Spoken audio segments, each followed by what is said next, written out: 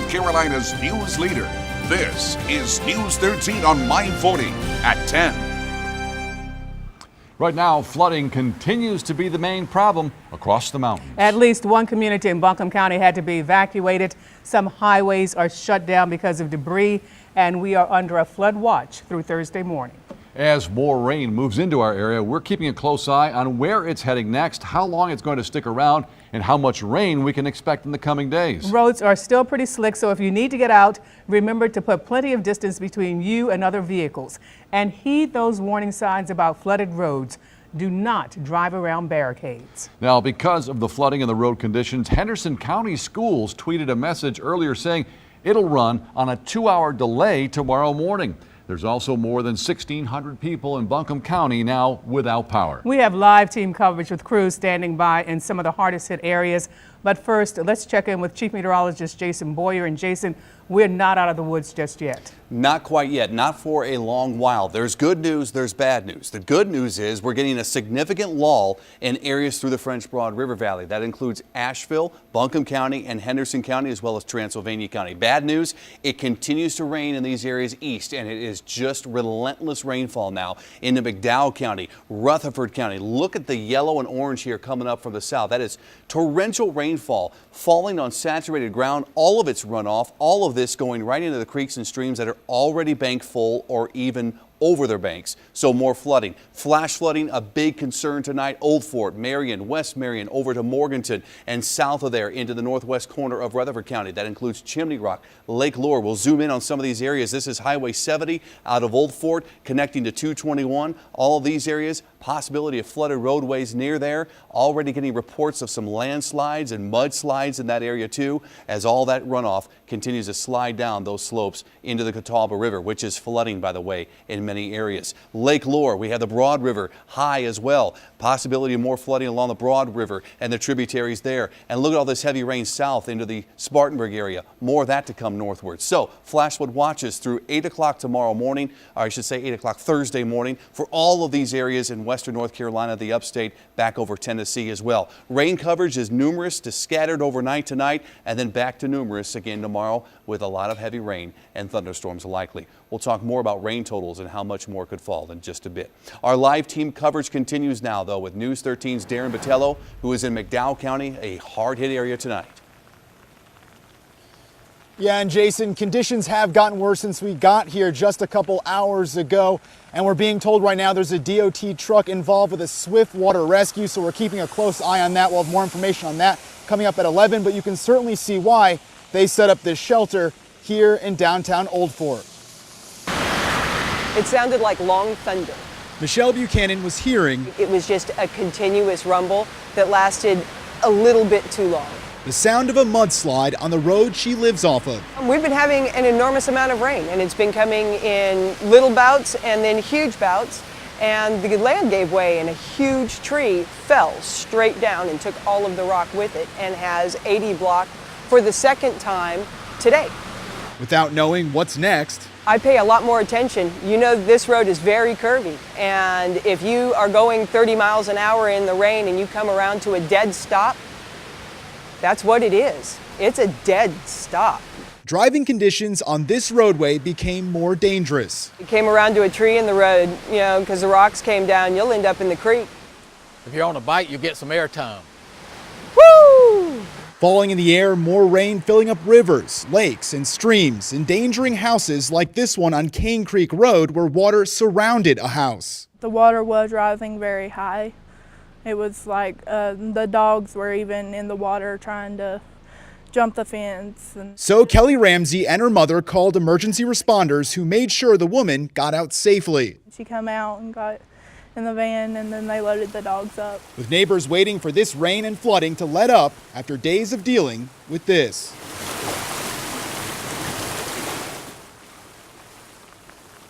And right now we're at Old Fort First Baptist Church in downtown Old Fort. A shelter is set up here. Red Cross is here with blankets and food. And shelter, of course, anything you need to get out of this storm. Live in Old Fort, Darren Botello, News 13. Folks in other parts of the mountains are also being forced from their homes. News 13 Stephanie Sanastasi continues our live team coverage right now from Black Mountain. And Stephanie, some people had no other choice but to get out. Yes, many of them are staying at a hotel tonight or here at the First Baptist Church of Swannanoa. The Red Cross has set this up as an emergency shelter for those people forced out of their homes today. This afternoon, we watched as those people packed up their cars and drove away from their homes, not knowing what they could come back to. This is the Portman Villa Mobile Home Park in Black Mountain. Some people we talked to say they've never seen anything like this before. John Hall and his son Bryson plan to stay at a friend's house tonight. I think it's crazy that it's rained this much because I've never seen it like this before. When it rains real hard, it doesn't take it long to start coming over the creek and flooding us out. This afternoon, public service crews set up barricades to stop people from going in their homes. We're not sure how long they'll be up for. Back out here live at this emergency shelter set up by the Red Cross. Volunteers here tell me that more than 30 people have so far signed up to come in here tonight. They have about 16 volunteers, and they'll be open as long as they need it. Reporting live in Black Mountain, Stephanie Sanastasi, News 13. Areas of Polk County are also under voluntary evacuations, and some roads remain closed. Weather-related incidents have killed 3 people, including 2 journalists from WYFF-TV in Greenville. There is a Red Cross shelter at Polk County Middle School. If you plan to stay there, they ask you bring identification, phone chargers, and prescriptions with you. High water is pushing area rivers, creeks, streams, and culverts beyond capacity and overrunning some mountain roads. This was the scene at the intersection of Old Highway 70 and Lake Eden. A DOT crew worked to unplug a clogged culvert and then get the road back open. Some who live nearby say it's not just bad weather that's causing the mess. They believe the city of Asheville's water releases at the North Fork Reservoir run down into their neighborhood. Well, every time they open the floodgates, because we get a lot of rain, the culverts right up the street can't handle it. So this is what happens. We get flooded out. The city of Asheville confirms that it is releasing what it calls small amounts of water from North Fork, including today. City officials note that water is pooling in low-lying areas and that there's a flash flood warning in effect because of the unusually heavy rain. Well, check out these pictures of flooding taken by the Black Mountain Fire Department. This was on US 70 in front of the Ingalls warehouse around 11:30 this morning. Water was over the road and even over the railroad tracks. A culvert that was replaced within the past month was somehow damaged and then clogged. It took crews about a half hour to get it back open and fixed. The road was closed for about an hour and a half. Pockets of pouring rain caused major issues along US 64 in eastern Henderson County. DOT crews worked on repairing a stretch after the side of the road was washed away overnight. Crews are adding 100 tons of rock to stabilize the shoulder. Just down the road, a small mudslide right at the intersection of US 74 has one Florida resident concerned for her family's safety. We think we might leave town for a few days and go get a motel somewhere, and just because we're afraid we can't get off the mountain if more mudslides. DOT crews will be working throughout the night because of potential flash flooding. The weather's also to blame for a truck overturning in Alexander County today, carrying more than 5,600 chickens. It happened along Highway 16 north of Taylorsville. Investigators say the driver lost control on the soft shoulder due to all the rain. The truck rolled down an embankment and took out a utility pole. The driver suffered non-life-threatening injuries. Stay with News 13 both on air and online for continuing coverage of the severe weather. We'll have the latest track of the storms coming up in about 10 minutes. Be sure to watch News 13 at 11 to see how your morning commute will be. You can also download our News 13 app to get weather alerts and warnings sent straight to your mobile device. The Supreme Court rules on a controversial law, how it could impact women's health. Service members and veterans receive a special benefit from the YMCA. The new program is rolling out.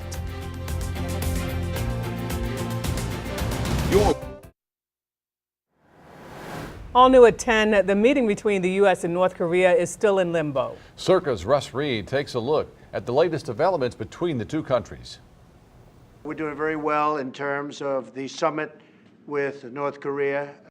Going along very well. As you know, there are meetings going on as we speak in a certain location, which I won't name. It turns out that location is New York City, and according to Trump, the man heading up the North Korean side is Kim Yong-chol, the vice chairman of the North Korean ruling party's Central Committee.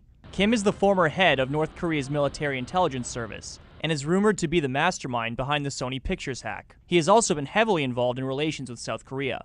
It's unclear who Kim will meet with, but what is known is that there are 2 U.S. delegations working on the upcoming June summit across the Pacific. One, headed up by U.S. Ambassador to the Philippines, Sung Kim, is in South Korea, laying the groundwork for discussions. The other is in Singapore, the site proposed for the summit, figuring out logistics. A White House official was spotted in Singapore, but did not confirm he was part of the delegation. North Korean delegation? We're meeting with our embassy and our wonderful hosts here in Singapore.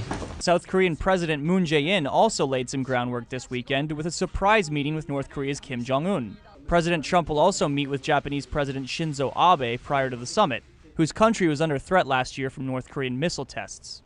Despite the groundwork, technically speaking, the summit has not been officially confirmed. For Cirque in Washington, I'm Russ Reed. The Supreme Court has cleared the way for a controversial Arkansas law to go into effect. The law effectively restricts access to medication-induced abortions in Arkansas. Planned Parenthood argues it is unconstitutional because it places an undue burden on a patient's right to choose abortion. Lawyers for the state say the law is a common-sense requirement. Today, the court declined to consider a challenge to the law. New developments in the Philip Stroop murder case in Henderson County tonight. Stroop is charged with the murder of Thomas Bryson of Mills River in July of last year. Prosecutors now say that they will seek the death penalty. Today, a judge denied a defense motion for a change of venue, so the trial will take place in Henderson County. The trial was supposed to start in July, but the judge agreed to another defense motion to delay the trial. He ruled it will now begin no sooner than January 28th of next year. Parents in Swain County are starting an anti-bullying group. They meet tomorrow night to announce a partnership with the nonprofit Parents Against Bullying in North Carolina. In a private meeting this afternoon, a group of 8 students took their concerns about recent bullying incidents to high school administrators. In reaction to an incident that happened, we had some students who were concerned and they wanted to discuss the incident a little further with our staff at the high school. Many parents and students say they want to see improvements in dealing with bullying and school safety. The Parents Against Bullying meeting tomorrow night at 6 is at the Senior Center in Bryson City, and it's open to the public. 2 female police officers are dead tonight and 4 others hurt after an attack on the streets of Belgium. A Belgian lawmaker says the attacker was radicalized in jail and was on a terrorist watch list. Scott Thuman has more on the trend of police officers becoming targets. This latest attack becoming an all too familiar scene in the heart of Europe. On Tuesday, it was a man reportedly sneaking up on 2 police officers, stabbing them, taking their weapons, and then shooting them. He's also suspected of killing a bystander outside a cafe before holding an employee at a school hostage. A witness described the chaos and the gunman's alleged shouts in Arabic. He say, "Allah Akbar, Allah Akbar." Eventually, police moved in, shot, and killed him. But this type of attack isn't unique. A much clearer picture is beginning to emerge. Security forces specifically that have been targeted in the last 5 attacks. In France, for example, when a man rammed a car with explosives into a police van, or when a Belgian national opened fire on officers in the middle of its most famous shopping strip, killing one. We reported from Belgium for full measure when it was revealed to be home for the terror cell responsible for the Paris attacks of 2015 that left 130 dead. Brussels has also seen suicide bombings in 2016 at the airport and a train station. While we've seen how anyone can be a target, all across Europe, police and others in uniform are now more often under threat. Here in the United States, some departments have altered their instructions for officers in extreme cases, allowing them to open fire on drivers using their cars as weapons. When you see a threat like this emerging around the world, and particularly when it starts to impact us here in our country, you got to be looking at your policies and make adjustments accordingly. In Washington, I'm Scott Thuman. The Fairview Fire Department says a fire this morning should have you checking your junk drawers in your home and around your kitchen. The fire department posted these photographs on Facebook. They say that at around 4 a.m. this morning, a smoke alarm woke up the person inside the home and found his kitchen cabinet on fire. Investigators determined that the fire was caused by numerous 9-volt batteries that were stored without any packaging or safety caps. Those came into contact with either steel wool or other metal objects being stored in the drawer. The fire department says no one was hurt. Active service members, veterans, and families can enjoy new benefits from the YMCA of Western North Carolina. Happening now, they can receive reduced rates under the new Military Appreciation Membership Program. It covers several types of memberships. There are no fees for veterans, active military, and their family members to join the Y.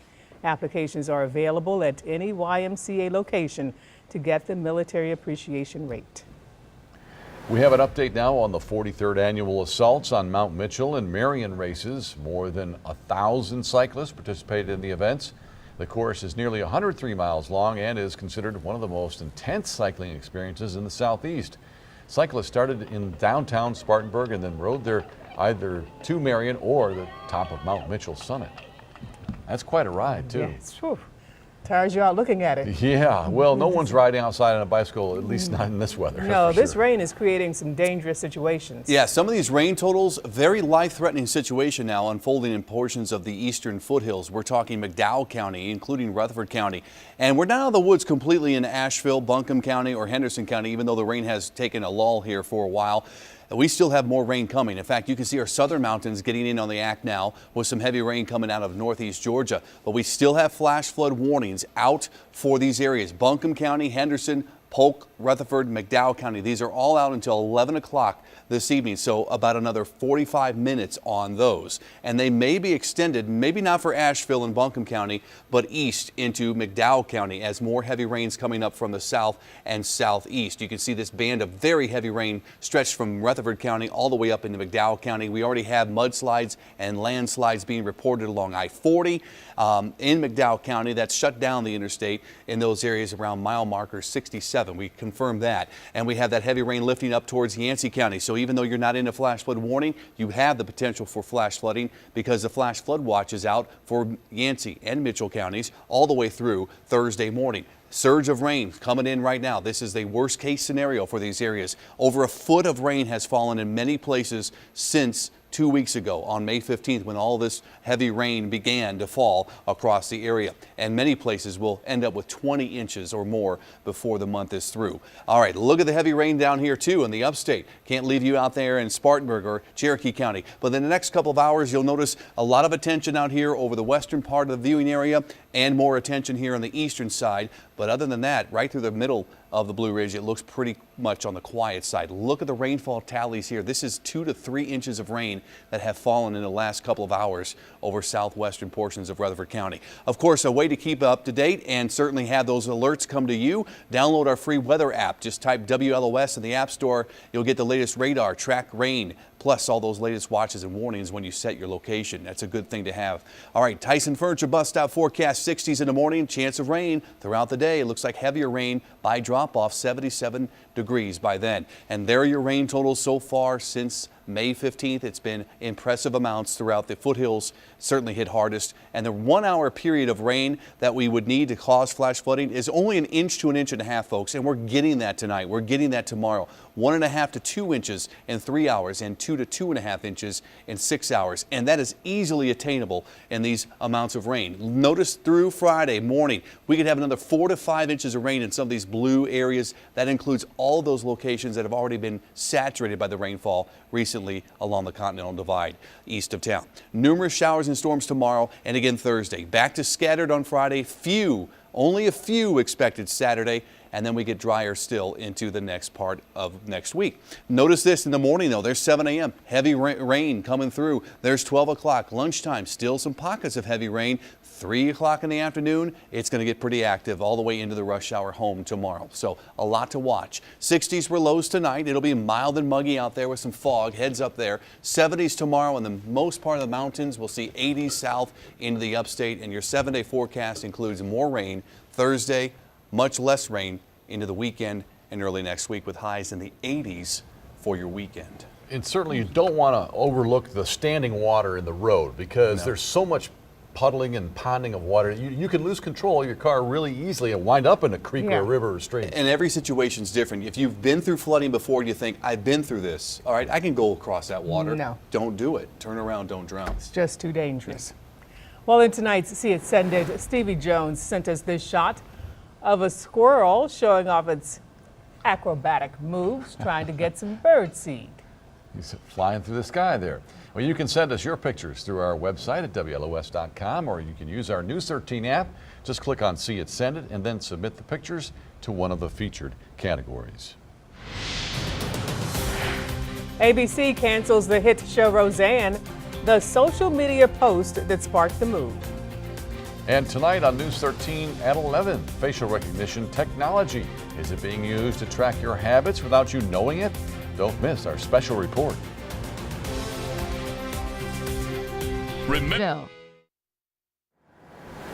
In the scene tonight, ABC is pulling the plug on the hit sitcom Roseanne. This comes after lead actress Roseanne Barr makes a string of controversial tweets. In one, Barr made a reference to former Obama presidential advisor Valerie Jarrett, saying she was the offspring of, quote, the Planet of the Apes and an Islamic group. Many said the tweet was racist.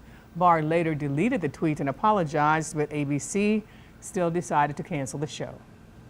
Morgan Freeman is firing back against a CNN report accusing him of inappropriate behavior and harassment. In a 10-page letter to the president of CNN, Freeman's lawyer called for the story to be retracted due to a lack of evidence. His lawyer said a defamation lawsuit could be on the way if CNN refuses to issue corrections. Serena Williams wins her first major title months after giving birth to a daughter. Williams made a fashion statement for her return, wearing a black bodysuit with long leggings and a red waistband. This was her first round of the French Open. Today's match was the first major tournament for her in 16 months. A luxury fashion line is taking layers to the next level. Its newest piece is being dubbed the T-shirt shirt on Twitter. It's a cotton T-shirt with a plaid button up attached to the front, so it's two for the price of one. The only drawback, it's retailing for about $1,290. $1,200. Just wearing a shirt and pinned to your shirt. Thanks for joining us. We'll see you tomorrow night at 10. Daily Mail TV is coming up next here on My 40.